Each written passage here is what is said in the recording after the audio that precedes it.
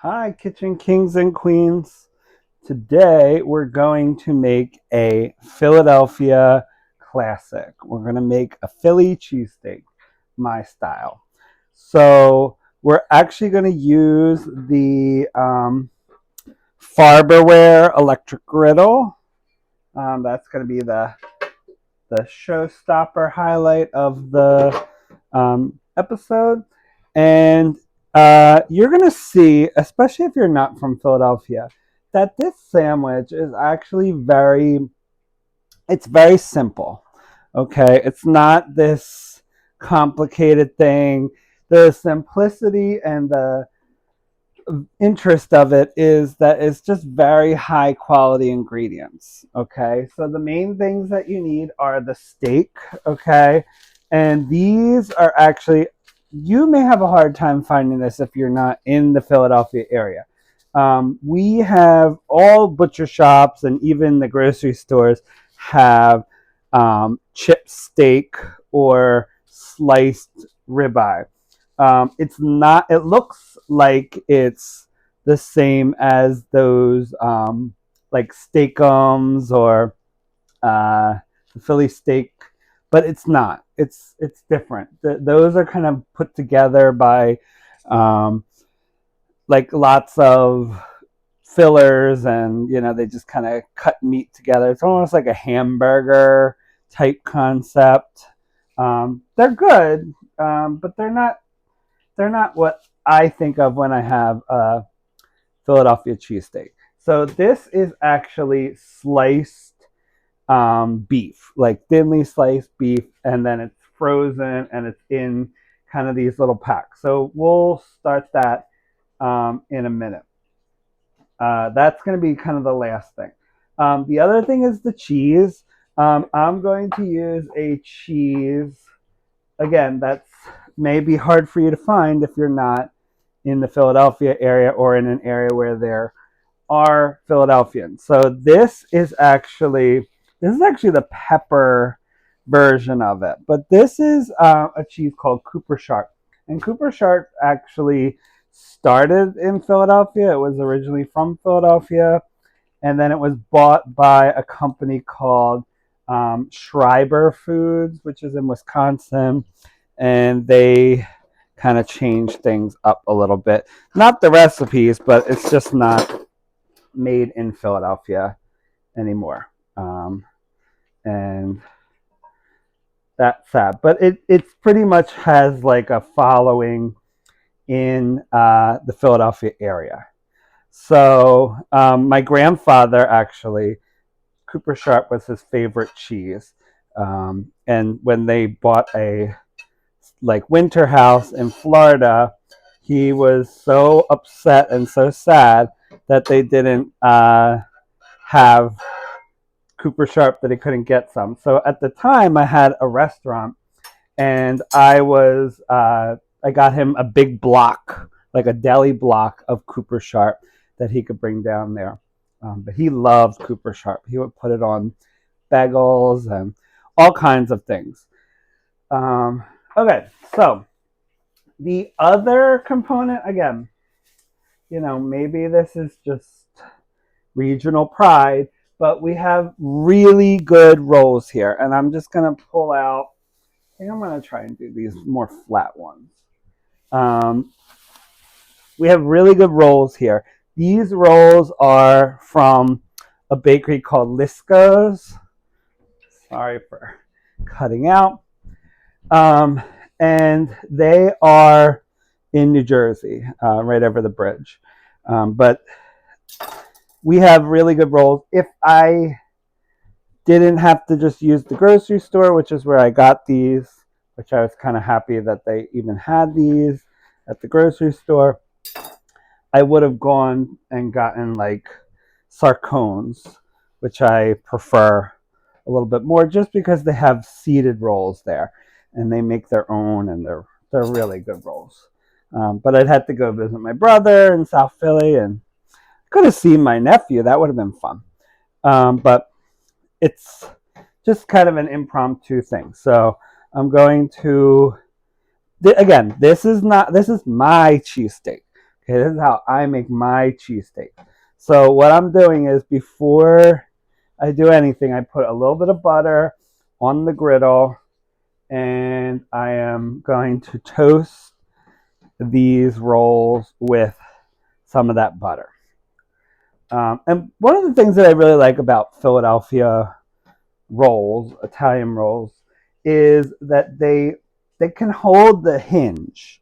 Okay, you don't have to like cut these rolls in half and then like stack it.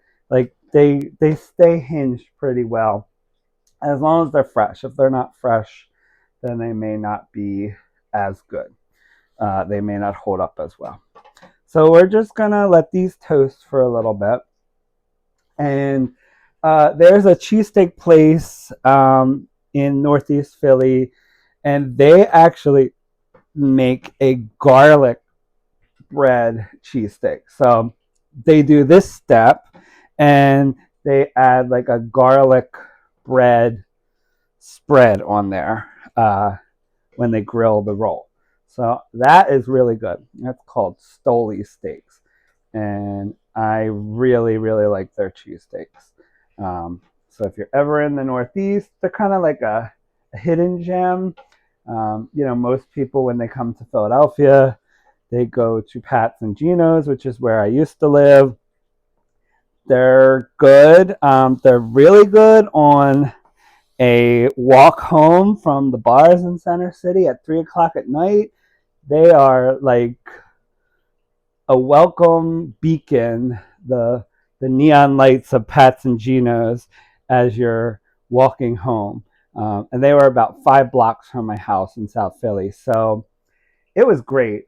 You would be almost home and you'd be like, man, you'd smell the steak cooking, and you would just grab a cheesesteak and share some fries with your friends, and it would just be great. So that's a really fun way to go to Pat's and Gino's. Some other Philly cheesesteaks I like are Steve's Steaks, which is also in the Northeast. There's one close to my house here in Elkins Park. And then there's also one in kind of by my work farther in the Northeast. And there's even one in the suburbs. There's a really good cheesesteak place that's unfortunately closing called Mama's. That place was great. My dad used to get cheesesteaks there. They're so big and so full that you just can't even eat one of them. Like they're like this big and they are like stuffed. I mean, like when you cut it, it's like this much meat and roll. So unfortunately, Mama's is closing. But also there's D'Alessandro's is pretty good. So those are, and of course Angelo's by my brother in South Philly is great. And you don't even have to go to all those places. The little bodega or corner store or poppy store has probably as good of a cheesesteak as any of the other ones. So that's what we're going for, like buttered toasted roll. Okay. And not only is that going to add flavor to an already delicious roll, but it's also going to give the bread some more stability. Okay, so I'm going to put a little bit of olive oil on here. And, everyone on these cooking shows, they're always talking about extra virgin olive oil. I don't know why people are so obsessed with like being forced to use extra virgin olive oil. To me, it's just not necessary. Like it's extra virgin olive oil for me is for like really fine applications, like using it for like a salad dressing or like finishing a dish. Regular olive oil, like regular cooking olive oil, I think does just as good a job for these applications. So I'm I got these.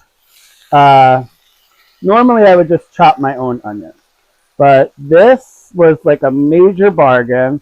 It was this bag of diced onions, so I'm going to use that, and I'm going to just kind of coat the pan with these onions.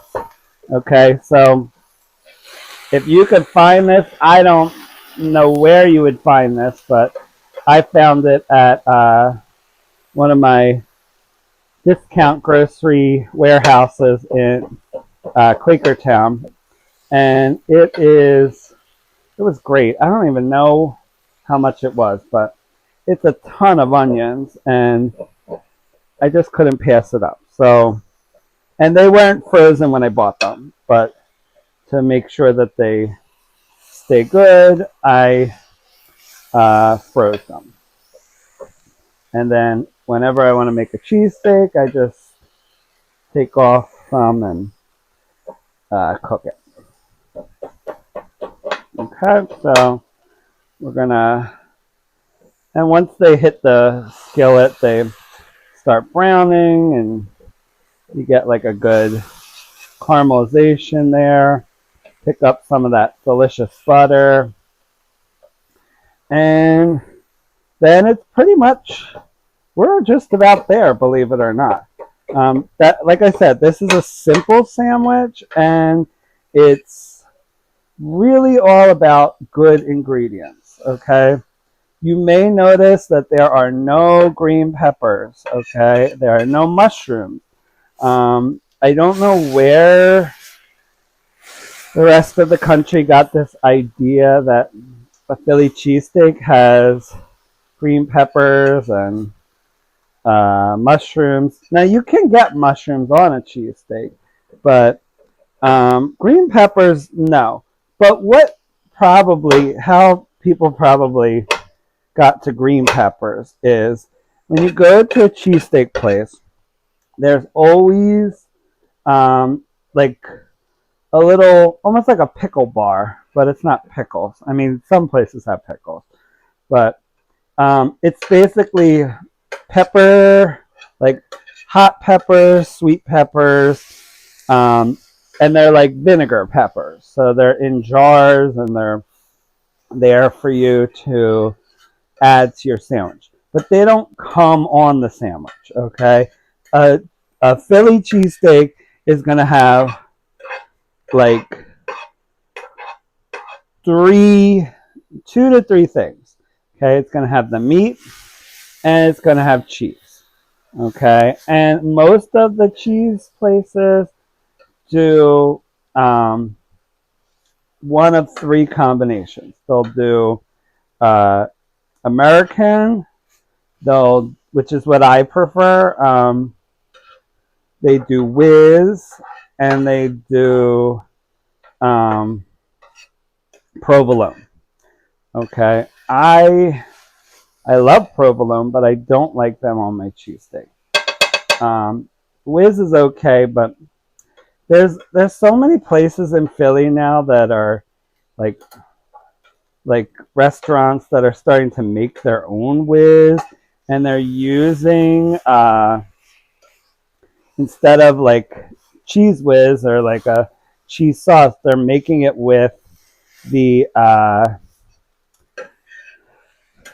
Cooper Sharp. So they're making their own Cooper Sharp whiz, which is really, really good. So back to Cooper Sharp, if you are not familiar with that cheese. Cooper Sharp is just an American cheese. It's just like the name says, it's sharp. So it's got a very good, almost like a cheddar-y taste to it, but it's just really sharp. It's just like a sharp cheddar, but it's an American cheese, so it's really kind of hard to explain, but I think you can get the idea. All right, so these portions, if you can get, like if you can, so here's a good way to do this. If you have a butcher in your area. And you cannot get these cheesesteak, these like chips, they call it chip steak or slice steak. What you can do, and this is really, really how the steak places do it. They get they get a ribeye. Okay, it's a ribeye steak. And you could get that at the grocery store. It's great. It's a great roast if you want to do that. But it's also really great for like doing the cheesesteaks because that's what a cheesesteak is. It's sliced ribeye. So if you have a good butcher that you know that will allow you to make recommendations, ask them if they can thinly slice a ribeye steak. They may need to chill it. I mean, a commercial refrigerator usually has more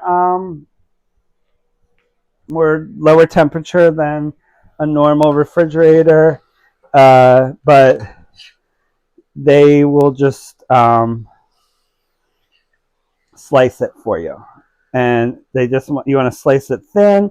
You could chip it if you want, or you could do slices. So that's another thing. The cheesesteaks, based on the depending on the place you go to, are going to do cheesesteaks one of two ways.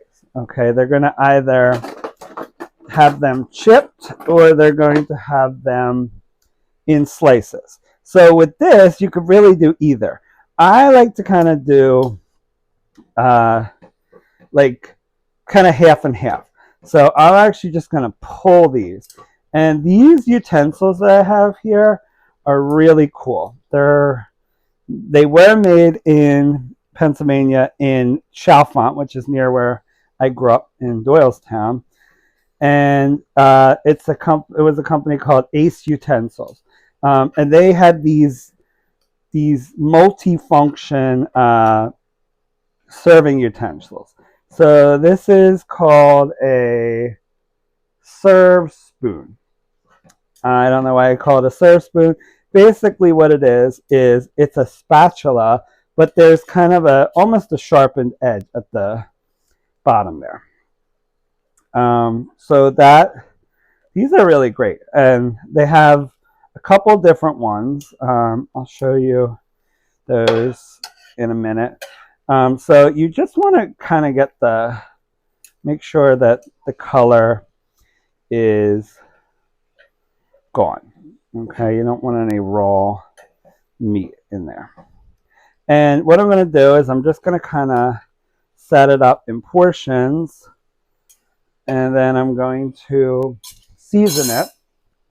So I'm going to use this Pepper Palace seasoning that my friend Steve got me.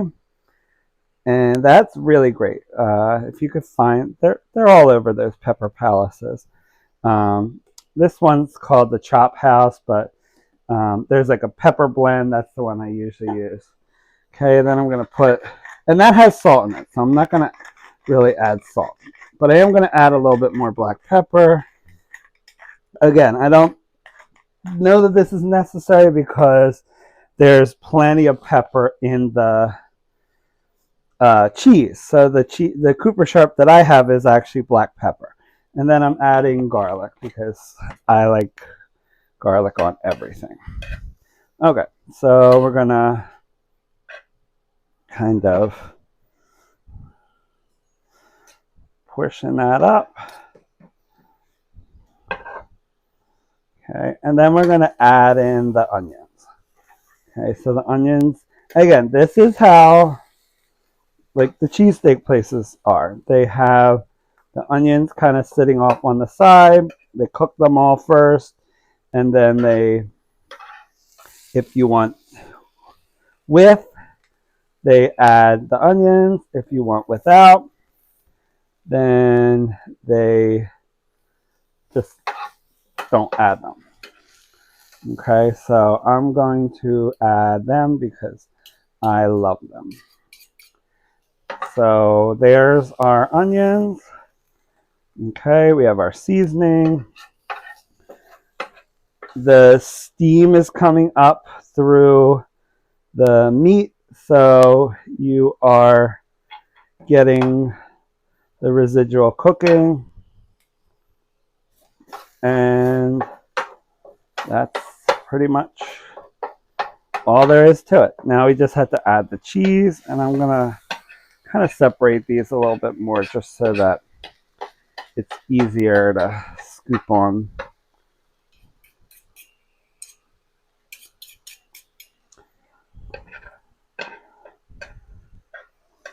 And this is also good because it's caramelizing the meat on the bottom. So you'll see when we flip this over, it's going to have a nice color.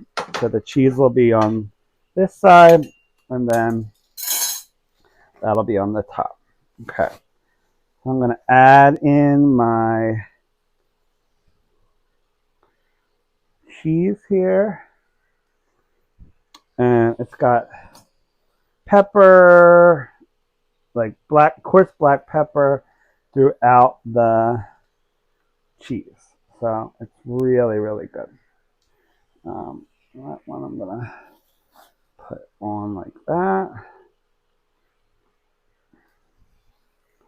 And then we're going to cut that in half.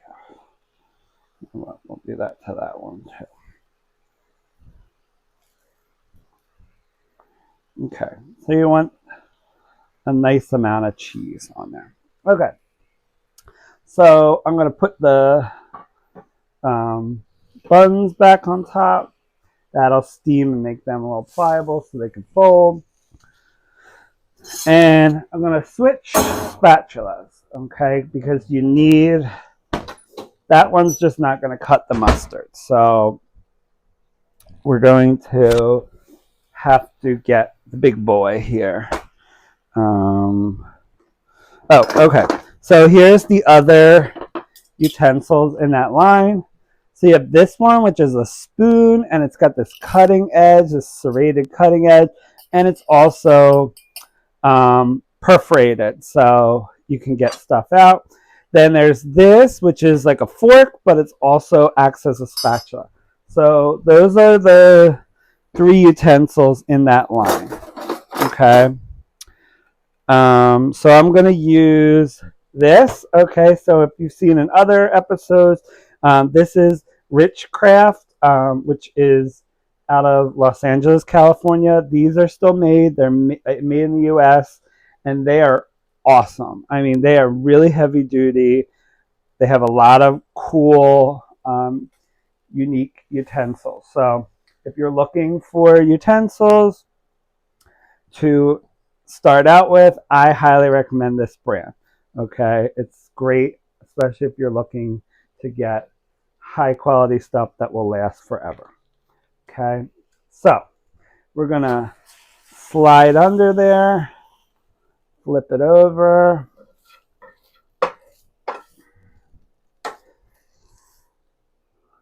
and that is a thing of beauty.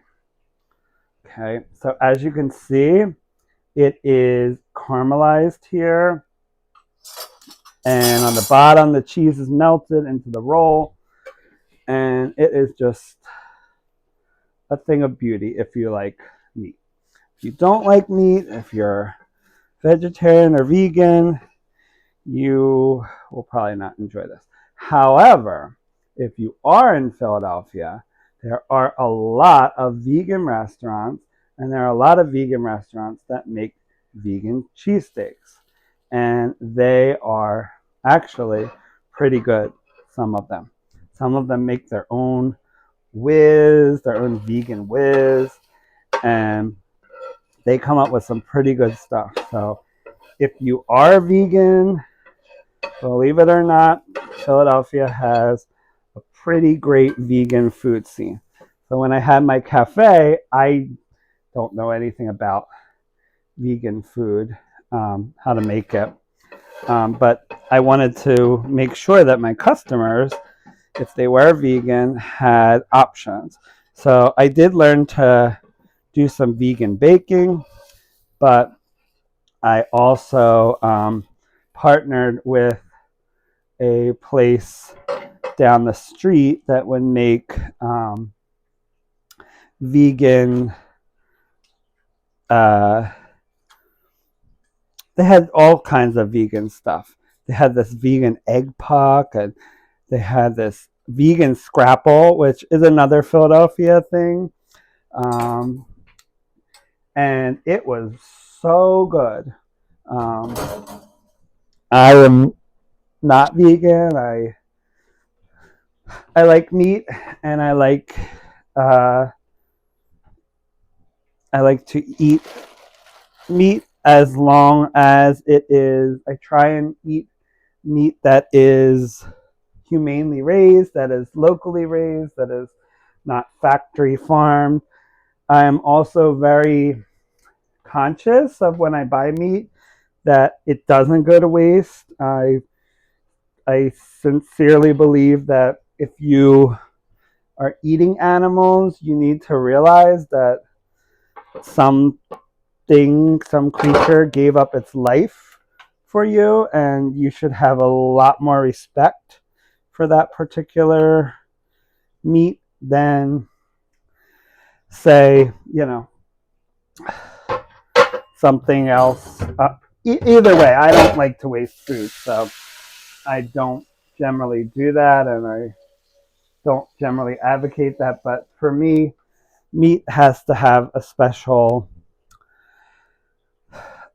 reverence because it's something gave up its life for you to eat, and that's just my philosophy relating to it. But okay, I hope you enjoyed this. I hope that you try this recipe. I hope that you visit Philadelphia because whatever bad things you may hear in the news, it's a really great place. It's not doesn't have any more problems than any other city in the world, but it is really a special place to me, and I think you would really enjoy it if you visit it. So I bid you adieu, Kitchen Kings and Queens, and I will see you again soon. Have a good one.